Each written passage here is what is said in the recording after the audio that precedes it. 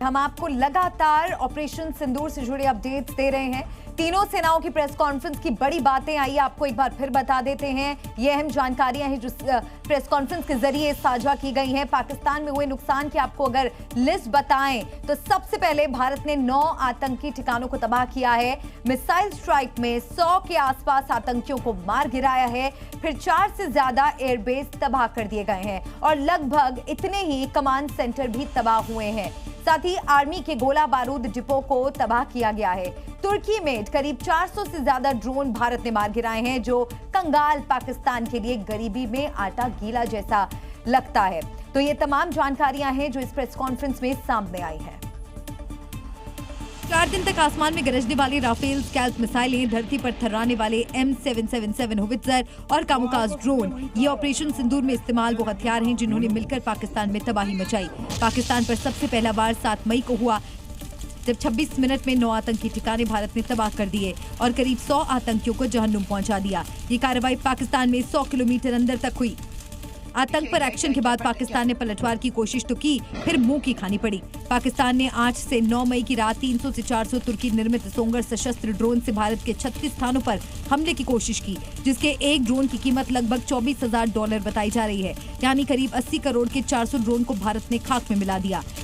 सबसे भयंकर क्षति का सामना पाकिस्तान को 10 मई की रात करना पड़ा, जब भारतीय वायुसेना ने रफीकी, मुरीद, चकलाला, रहीम यार खान, सुकर, चुनिया, पसरूर और सियालकोट जैसे सैन्य ठिकानों को तबाह कर दिया। रडार इकाइयां, गोला बारूद भंडार और कमांड सेंटर ध्वस्त हो गए। पाकिस्तान की वायु रक्षा प्रणाली लगभग स्थिर हो गई। जब चारों खाने पाकिस्तान चित हो गया, तब उसने सीज फायर की गुहार लगाई। जैसा कि डीजीएमओ ने कुछ देर पहले बताया कि पाकिस्तान किस तरह खौफ में था और सीज फायर की गुहार लगा रहा था। पर्दे के पीछे की कूटनीतिक शतरंज में किसने कैसे दांव चले, सीज फायर की इनसाइड स्टोरी में समझते हैं। शनिवार की दोपहर ठीक 3:35 पर एक फोन कॉल ने 4 दिनों से सुलग रही उपमहाद्वीप की धधकती सरहदों पर जैसे जलता दीप बुझा दिया हो। ये कॉल पाकिस्तान के DGMO major general Kashif Abdullah की ओर से भारत के लेफ्टिनेंट जनरल राजीव घई को आया।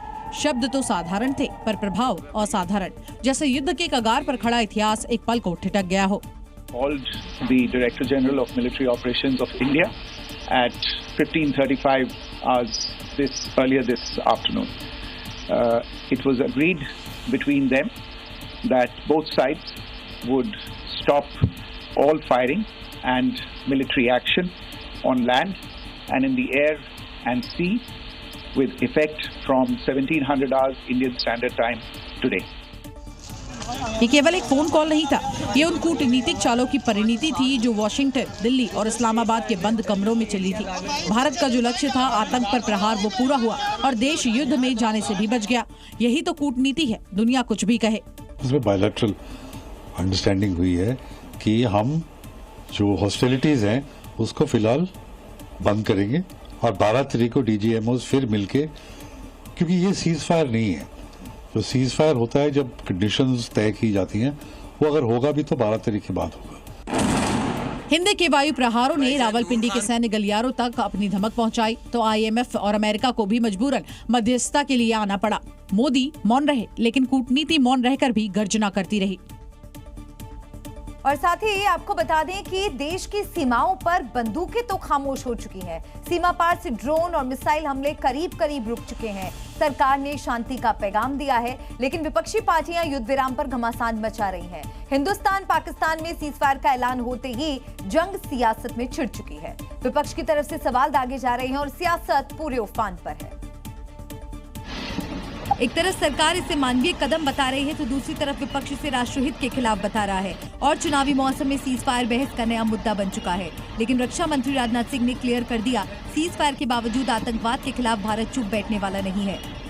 हमने दिखाया है, भारत आतंकवाद के खिलाफ जब भी कोई कार्रवाई करेगा तो आतंकवादियों और उनके आकाओं के लिए सरहद पार की जमीन भी सुरक्षित नहीं रहेगी। वैसे सीज फायर का मतलब क्या सिर्फ सरहद पर बमबारी बंद कराना है, या फिर इसके पीछे कोई रणनीतिक सोच भी है? सवाल ये भी, क्या विपक्ष इस मुद्दे पर केवल राजनीतिक बढ़त लेना चाहता है या वाकई देश की सुरक्षा को लेकर चिंतित है? अमेरिका का 2 दिन पहले कहना it is none of our business, उसके बाद secretary of state, vice president, US president सबसे पहले घोषणा करते हैं कि सीज फायर हो रहा है, उसके बाद पाकिस्तान और भारत भी सीज फायर का ऐलान करते हैं। भारत ने ये समझौता किया है तो निश्चित रूप से इसको बहुत सोच समझ करके किया होगा। पाकिस्तान को जरूर ये समझना चाहिए कि यदि समझौते का उल्लंघन होता है तो भारतीय सेनाएं कुछ भी करने के लिए तैयार हैं। बॉर्डर पर गोली नहीं चल रही, लेकिन राजनीति के मैदान में सीज फायर पर जुबानी गोलाबारी तेज है। सवालों की बौछार है और सरकार डिफेंडिंग मोड में है। सीज फायर पर सिर्फ सियासत ही नहीं हो रही, विपक्षी कुछ ऐसे भी नेता हैं जो सरकार के इस कदम का स्वागत कर रहे हैं और बता रहे हैं आखिर क्यों सीज फायर होना दोनों मुल्कों के लिए जरूरी था। ये तस्वीर जम्मू कश्मीर की है।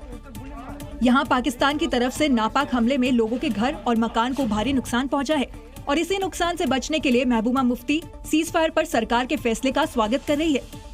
मिलिट्री इंटरवेंशन से कुछ होता नहीं, हमने बड़ी जंगें लड़ी हैं, तो मैं समझती हूँ कि ये बहुत खुशी की बात है और मैं शुक्रगुजार हूँ अपने मुल्क के लीडरशिप की और पाकिस्तान का भी हम शुक्रिया अदा करते हो। और जो डोनाल्ड ट्रंप ने इसमें इंटरवीन किया वो भी बहुत खुशाइंद बात है।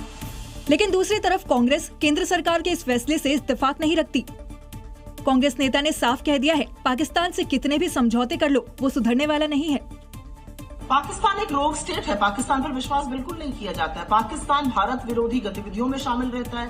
पाकिस्तान दुर्दांत आतंकवादियों को सहयोग करता है, उनको पोषित करता है, भारत के खिलाफ उनको पनाह देता है और आतंकवाद के खिलाफ ऑपरेशन सिंदूर चलता रहेगा।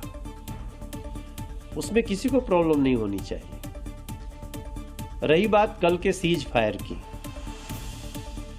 सीज फायर का भारत ने भी स्वागत किया, हमने भी माना। यानी भारत पाकिस्तान में भले ही युद्ध विराम हो चुका है, लेकिन सरकार अब भी आतंकवाद के खिलाफ एक्शन मोड में है। भारत पाकिस्तान के बीच गोलियों की गूंज अब थम गई है। अमेरिकी मध्यस्थता के बाद दोनों देशों में सीज फायर पर सहमति बन चुकी है, लेकिन जंग के मैदान में शांति होते ही हिंदुस्तान की सियासत गरमा गई। विपक्ष मोदी सरकार पर हमलावर है और जो युद्ध के वक्त सरकार के साथ मजबूती से खड़े थे, अब वो भी कश्मीर के मुद्दे पर अमेरिका के ट्रंप कार्ड से खासा नाराज हैं। क्योंकि अमेरिका के राष्ट्रपति डोनाल्ड ट्रंप ने कश्मीर मसले पर नया गुफा छेड़ दिया है। न सिर्फ दोनों पड़ोसी देशों के बीच खुद में सीज फायर का ऐलान किया, बल्कि आतंक के खिलाफ लड़ाई में कश्मीर वाला एंगल लेकर आ गए। उन्होंने कहा, जंग होती तो बड़ी तबाही होती, जंग होती तो लाखों निर्दोष मारे जाते। भारत पाकिस्तान के नेतृत्व पर गर्व है। साथ ही ट्रंप ने कहा, कश्मीर पर दोनों देशों से बात करूंगा, कश्मीर के हल के लिए काम करूंगा। अमेरिकी मध्यस्थता के बाद एलओसी पर गोलियां भले ही अब ना चल रही हो, लेकिन दिल्ली की सियासी गलियों में बयानबाजी की बौछार जरूर जारी है। असदुद्दीन ओवैसी, जो पाकिस्तान के खिलाफ आतंक से युद्ध में सरकार के साथ थे, अब वो भी सरकार से सवाल पूछ रहे हैं। आखिर ट्रंप ने संघर्ष विराम की घोषणा क्यों की? हमने तीसरे पक्ष की बात क्यों मानी? क्या हम आतंकी हमला रोकने में सफल हुए? क्या सीज फायर कराना ही हमारा उद्देश्य था? तो दूसरी तरफ इंडिया गठबंधन के साथी भी युद्ध विराम के पक्ष में बिल्कुल नहीं है। वार रुकवाने की जरूरत क्या है? हमारे 26 माताओं का, बहनों का सिंदूर वो लोगों ने नष्ट कर दिया, खत्म कर दिया। इसलिए तो आपने ऑपरेशन सिंदूर किया ना, आपने सिंदूर का अपमान किया। भारत पाकिस्तान के बीच युद्ध विराम कब तक कायम रहेगा ये तो वक्त ही बताएगा, लेकिन हिंदुस्तान की सियासत में ये सीज फायर शायद अभी दूर है। भारत पाकिस्तान के बीच युद्ध टल चुका है, लेकिन इस युद्ध विराम से देश की सियासत बेचैन हो चुकी है। कांग्रेस ने एक साथ सर्वदलीय बैठक और विशेष सत्र बुलाने की मांग की और पहलगाम आतंकी हमले से लेकर सीज फायर पर चर्चा की पेशकश कर दी। बेशक आतंकवाद से युद्ध में कांग्रेस सरकार के साथ कदम से कदम मिलाकर चल रही थी, लेकिन सीज फायर के बाद कांग्रेस एक बार फिर से केंद्र सरकार पर हमलावर है। मुद्दा देश की आन बान शान के साथ आतंकी मुल्क पाकिस्तान का है, इसलिए इस मुद्दे पर चर्चा के लिए कांग्रेस हर दरवाजे खोलना चाहती है। खुद राहुल गांधी ने लिखा, संसद का विशेष सत्र बुलाया जाए, युद्ध विराम पर चर्चा करनी जरूरी है, आने वाली चुनौतियों से सामना करना है, इस मांग पर गंभीरता से विचार करे। सिर्फ विशेष सत्र ही नहीं, उससे पहले कांग्रेस सर्वदलीय बैठक चाहती है, लेकिन बीजेपी विपक्ष के किसी भी डिमांड के पक्ष में नहीं है। अब युद्ध विराम हुआ है तो निश्चित रूप से हम दोबारा यही सवाल करेंगे कि आप जल्द से जल्द स्पेशल सेशन ऑफ पार्लियामेंट बुलाइए, क्योंकि हम मॉनसून सेशन तक तो वेट कर नहीं सकते। अभी तो उसमें कई महीने बाकी हैं और सवाल उठते रहेंगे। जो मांग करना था, देश की जनता ने मांग की, देश की सेना और प्रधानमंत्री ने उसको पूरा किया। क्या कहिएगा, कुछ लोग हैं वो ऐसा कहते रहेंगे, प्रधानमंत्री देश की सेवा करते रहे। विपक्ष अब एक साथ है, 3 फ्रंट पर सरकार को घेरने की तैयारी में है, लेकिन इस युद्ध विराम पर बीजेपी सारी तस्वीर क्लियर कर चुकी है। भारत पाकिस्तान तनाव के बाद बीती शाम दोनों देश सीज फायर पर राजी हो गए, लेकिन बिहार की राजधानी पटना में कांग्रेस के कुछ लोग सरकार के इस फैसले से खुश नजर नहीं आए। और सीज फायर के विरोध में राजधानी पटना में कांग्रेस की तरफ से पूर्व प्रधानमंत्री इंदिरा गांधी के पोस्टर लगाए गए हैं, जिनमें कांग्रेस ने बिना नाम लिए पीएम पर निशाना साधा है। कथित तौर पर कांग्रेस के लगाए इस पोस्टर में एक तरफ पूर्व प्रधानमंत्री इंदिरा गांधी की बड़ी सी तस्वीर है और दूसरी तरफ राहुल गांधी की फोटो लगी है और पोस्टर के बीच में लिखा गया है, माँ तुझे सलाम, हर कोई इंदिरा गांधी नहीं हो सकता। सोशल मीडिया पर पूर्व पीएम इंदिरा गांधी ट्रेंड कर रही हैं और इस बात को कहा जा रहा है कि हर कोई इंदिरा गांधी नहीं हो सकता है। 1971 और 2025 की तुलना किया जा रहा है। कांग्रेस के नेता खुलकर ट्वीट भी कर रहे हैं। कांग्रेस ने जहां इस पोस्टर के जरिए सीज फायर को लेकर सीधे तौर पर केंद्रीय नेतृत्व पर हमला बोला, तो केंद्रीय मंत्री गिरिराज सिंह ने इस पर पलटवार किया। पूरी दुनिया ने भारत के ताकत को देखा है। पोस्टर कौन लगा रहा है इससे मुझे कोई मतलब नहीं है, लेकिन आज नरेंद्र मोदी को नजरअंदाज करके दुनिया में कोई नहीं चल सकता। बॉर्डर पर बड़े तनाव पर फिलहाल ब्रेक लग चुका है, लेकिन आतंकवाद के खिलाफ इस लड़ाई में प्रधानमंत्री रिस्क लेने के मूड में नहीं है। ऐसे में पीएम मोदी ने एक बार फिर दिल्ली में हाई लेवल मीटिंग की, जिसमें खासकर सीज फायर पर चर्चा हुई। इस मीटिंग में रक्षा मंत्री राजनाथ सिंह और विदेश मंत्री एस जयशंकर के अलावा एनएसए, सीडीएस और तीनों सेना अध्यक्ष शामिल हुए, जिन्होंने पीएम मोदी को बॉर्डर पर ताजा हालात की जानकारी दी। दरअसल सीज फायर के बाद स्थिति फिलहाल शांत हो गई है, लेकिन कई सीमावर्ती इलाकों के लोग कई दिनों तक जारी रही गोलीबारी और ड्रोन अटैक की घटनाओं से खौफ में है। ऐसे में सरकार की कोशिश है कि बॉर्डर वाले इलाकों में सुरक्षा के पुख्ता इंतजाम हो, जिसका इस मीटिंग में जिक्र हुआ। इसके अलावा बैठक में हालिया घटनाओं पर चर्चा हुई। सैन्य और कूटनीतिक दोनों मोर्चों पर चर्चा की गई। पाकिस्तान की ओर से जारी बयानों का जिक्र हुआ। इसके अलावा सीज फायर के बाद आगे की रणनीति भी तैयार हो चुकी है। आतंक के खिलाफ युद्ध स्तर पर लड़ाई इसी तरह जारी रहेगी। सरकार फिलहाल बातचीत के रास्ते को खुला रखना चाहती है, लेकिन किसी भी सुरक्षा चुनौती से निपटने के लिए तैयार रहने का संदेश भी साफ कर चुकी है, क्योंकि सवाल है क्या वाकई तनाव में नरमी आएगी या फिर ये एक अस्थायी विराम है।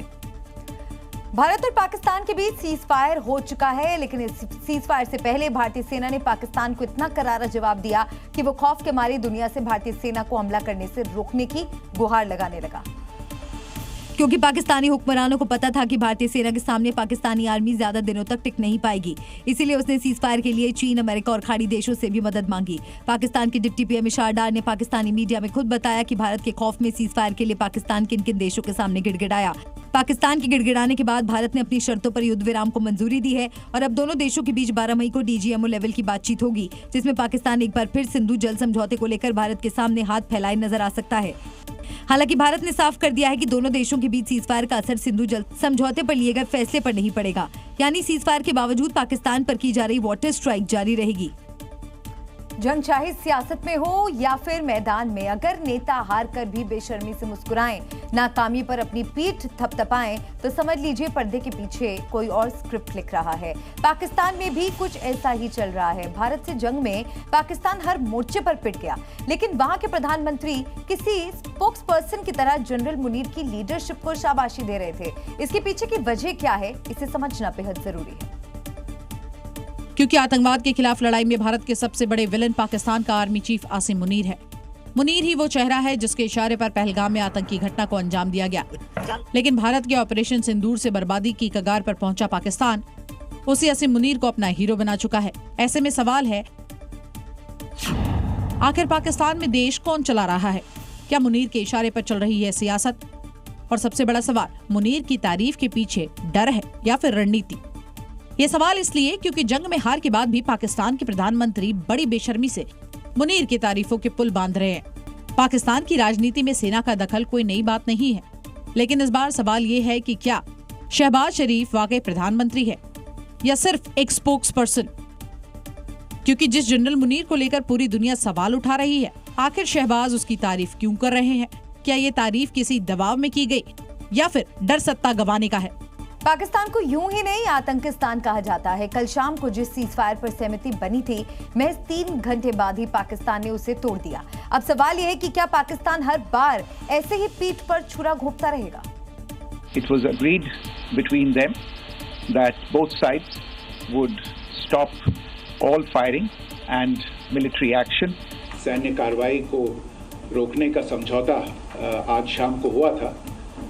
पिछले कुछ घंटों से इस समझौते का पाकिस्तान की ओर से घोर उल्लंघन हो रहा है।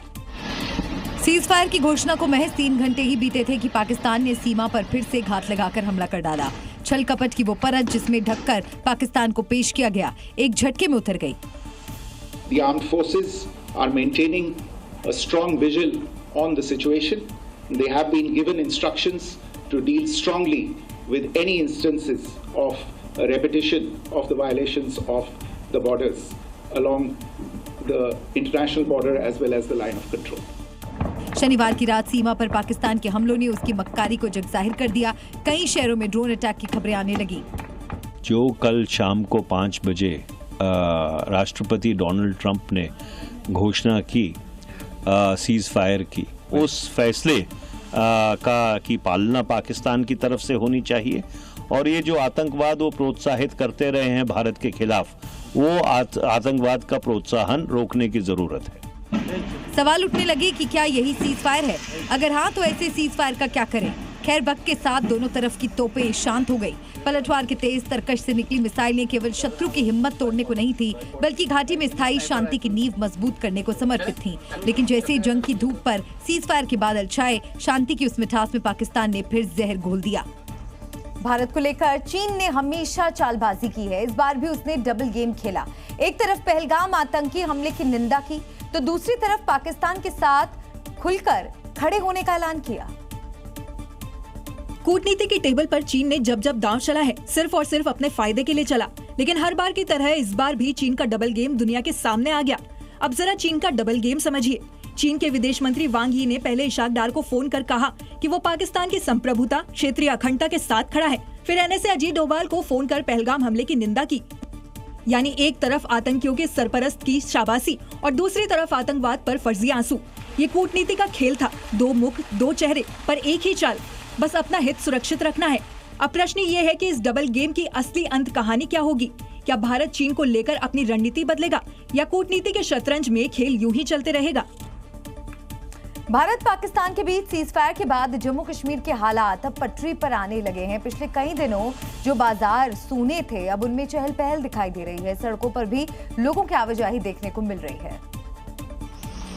जो लोग डर से पिछले कई दिनों से घरों में कैद थे, वो अब सड़कों पर दिखाई दे रहे हैं। व्यापारियों ने कई दिनों बाद अपनी दुकानें खोली। जो प्राइवेट और पब्लिक व्हीकल्स हैं वो यहाँ पर पूरी तरह से यहाँ पर चल रहे हैं और साथ ही साथ जो बाजार हैं वो ओपन है और लोग अपनी खरीदारी करने के लिए बाहर निकल रहे हैं। सीज फायर के बाद व्यापारी लोग भी खुश नजर आ रहे हैं, क्योंकि पिछले कई दिनों बाद लोग अपनी दुकानें खोल पाए। अभी तो पूरी तरह से शांति का माहौल बना हुआ है, इसलिए हम सभी खुश हैं। आजकल का माहौल काफ़ी ठीक है, बट कल तो काफ़ी वायलेंट था। सीज फायर के बाद भी उन्होंने उल्लंघना की थी, तो हमारी जो आर्मी फोर्स है उन्होंने मुंह तोड़ जवाब दिया उनको। उरी इलाके में भी सीज फायर के बाद हालात सामान्य दिखे। दुकानें खुली नजर आई, लोग खरीदारी करते हुए नजर आए और सड़कों पर भी लोगों की चहल पहल देखने को मिली। अब सिचुएशन ठीक हो गई है, अब बातचीत हो गई इनकी, अब मसला हो गया, शांति हो गई, अब लोग वापस आ रहे हैं और दुकानें खुल गई हैं। अलबत्ता हम खुदा का शुक्र अदा करते हैं कि ये इनने फैसला किया, इनके लिए मुबारक हो, दोनों के लिए मुबारक हो कि इनने फैसला किया, फैसला करके इसलिए आवाम बच जाएगी। उधर पुंछ में भी सीज फायर के बाद लोगों ने अपनी दुकानें खोली और इस शांति के लिए भारत सरकार का आभार जताया। 5 दिन और 6 दिन से हम ना दिन को आराम से रहे, ना रात को सो सके, ना हमारा परिवार सो सका। आज तकरीबन लगभग 5 से 6 दिन के बाद पुंछ जो बाजार में हम लोग आए हैं, अपनी अपनी जो व्यवसाय हैं उनको देख रहे हैं कि उसके क्या हालात हैं। भारत ने पाकिस्तान पर एक बड़ी वाटर स्ट्राइक की है। उसने चिनाब नदी पर बने सलाल बांध और बगलिहार के सारे गेट खोल दिए हैं। बगलिहार और सलाल बांध के सारे गेट खोलने के बाद पानी का तेज बहाव पाकिस्तान की ओर निकला है। भारत पाकिस्तान तनाव के बीच दोनों देशों के बीच सीज फायर हो गया है, लेकिन पाकिस्तान के खिलाफ भारत का एक्शन जारी है। भारत ने कूटनीतिक और सैन्य दबाव के साथ जल प्रहार किया। जम्मू कश्मीर के रियासी जिले में चिनाब नदी पर बने सलाल डैम के 5 गेट खोले गए। इससे पाकिस्तान की ओर बहने वाले पानी का प्रवाह एकदम तेज हो गया है। इससे पहले भारत ने पाकिस्तान की ओर जाने वाले पानी के बहाव को रोकने के लिए सलाल और बगलिहार डैम के गेट बंद कर दिए थे, जिससे पाकिस्तान में चिनाब का जलस्तर घटकर 2 से 3 फीट तक पहुंच गया था। अब भारी बारिश और डैम का जलस्तर बढ़ जाने के बाद पहले 2 गेट खोले, फिर 3 और गेट भी खोल दिए गए। तस्वीरों में आप देख सकते हैं कि इन गेट से पानी का बहाव इतना तेज है कि ऐसा लग रहा है कि यहाँ पर धुआं सा उठता रहा है।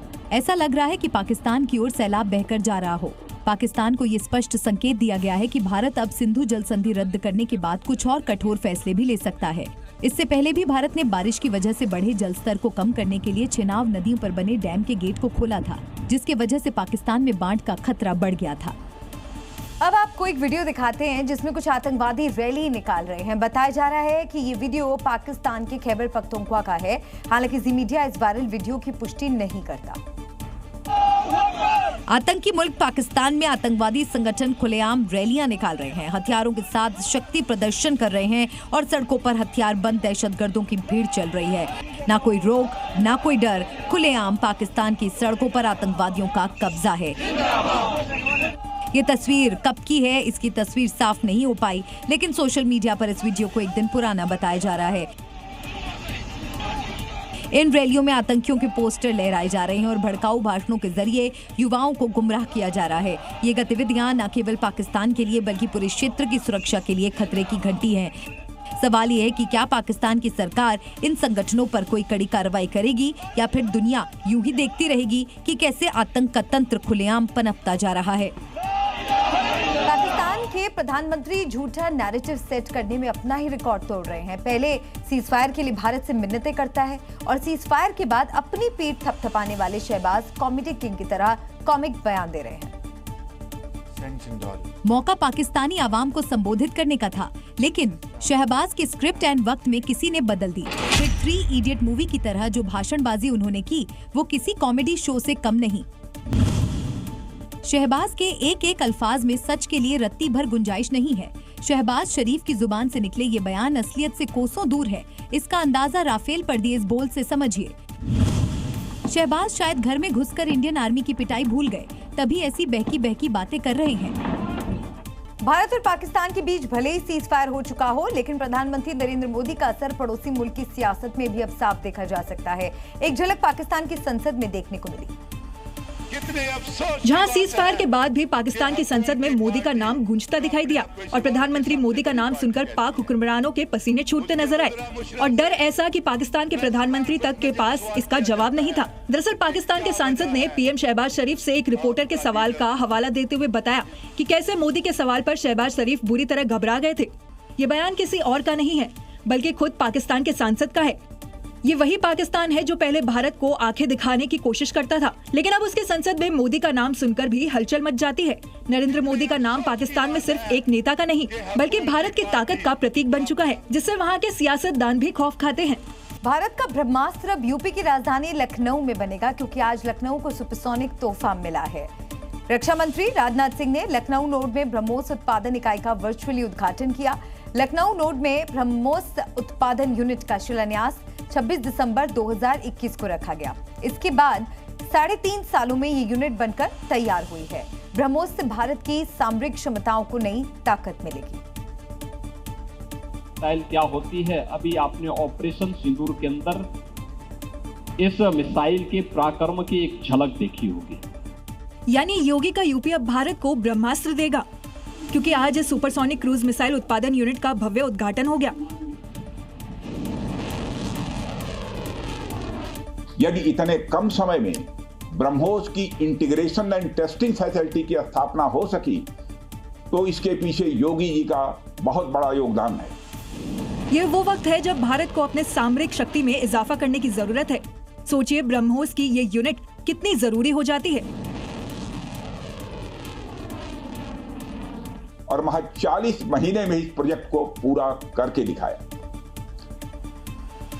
आज हमारे आसपास जैसी परिस्थितियां हैं उसे देखते हुए ये बेहद जरूरी हो जाता है कि हम अपने लक्ष्यों को ऐसे ही समयबद्ध तरीके से पूरा करते रहें। यूपी डिफेंस कॉरिडोर के लखनऊ नोड में इस सुविधा के बनने से लगभग 1500 प्रत्यक्ष और 5000 अप्रत्यक्ष रोजगार भी पैदा होंगे, जबकि यहाँ बनी ब्रह्मोस से भारत की सामरिक शक्ति बढ़ेगी। ब्रह्मोस पर भारत को नाज इसलिए भी है क्योंकि ये दुनिया की सबसे घातक मिसाइलों में से एक है। इसकी रेंज 800 किलोमीटर है, रफ्तार 3700 किलोमीटर प्रति घंटा, यानी ये एक सुपरसोनिक क्रूज मिसाइल है जो रडार को चकमा देने में माहिर है। ये जमीन से महज 10 मीटर ऊपर उड़ सकती है। ब्रह्मोस का वजन 1.4 टन और इसकी लंबाई 6 मीटर है, जो आतंकी ठिकाने उड़ाने में सक्षम है।